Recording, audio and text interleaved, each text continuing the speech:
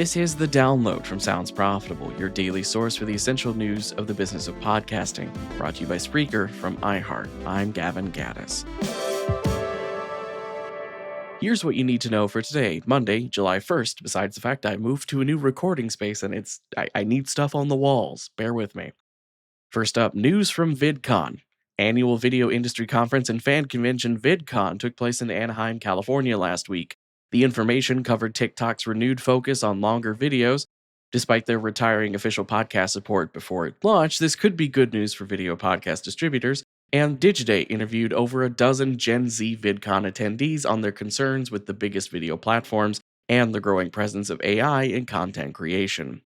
Next up, episode artwork versus show artwork on podcasts from Adam Bowie. With podcasts widely adopting the medium's ability to have per-episode artwork in addition to the overall show art, Adam Bowie breaks down why it's important to remember the context in which a piece of content is consumed. Several major podcasts skip the step of putting branding or watermarks on their episode art, which has the effect of accidentally anonymizing that episode in several major podcast listening apps, which are designed around the presumption that users will recognize podcast episodes in a feed by their artwork.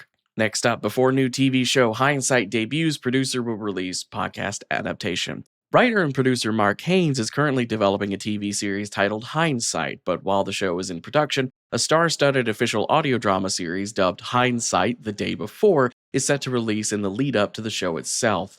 Libsyn Ads is attached for exclusive ad partnership. Often, audio fiction is used as a test bed for TV IP, but this is an example of podcasting's promotional power, with the podcast adaptation intentionally being used as a hype generator for the main story.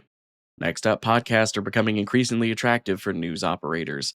The 2024 Digital News Report from the Reuters Institute for the Study of Journalism at Oxford University is now live. The report is built from online surveys of over 95,000 people in 47 different countries.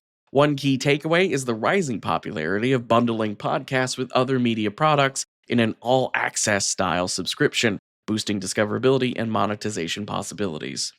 And finally, the gold rush is over. Now podcasters are picking up the pieces. As podcasting settles into a new normal after the highest highs of the early pandemic years, a side effect is renewed focus on maximizing profit and minimizing costs. Demands are increasing on quantity over quality for podcast producers, and beloved, highly produced investigative journalistic podcasts are fading away as a result. An alternative to save the genre would be to reframe them as the podcasting equivalent of the Costco rotisserie chicken, a loss leader that brings attention to the rest of the company's content produced with better margins. As for the rest of the news, Spotify has announced that there are over 250,000 video podcast shows on Spotify, up from 100,000 last year. A new episode of Podcast Perspectives features Flightpath founder Sean Howard discussing predictive podcast analytics. Ad News has released a mid-year report on the state of the advertising market in Australia, and new coverage from Defector uses an Odyssey job listing to talk about the wider issue of media jobs often condensing the work of multiple producers into just one position.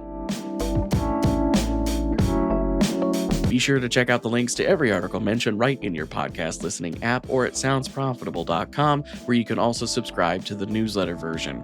The Download is written and produced by myself, Newton Shuttlecotty, Brian Barletta, and Tom Webster. This episode is hosted on Spreaker. For Sounds Profitable, I'm Gavin Gaddis. Download us again tomorrow.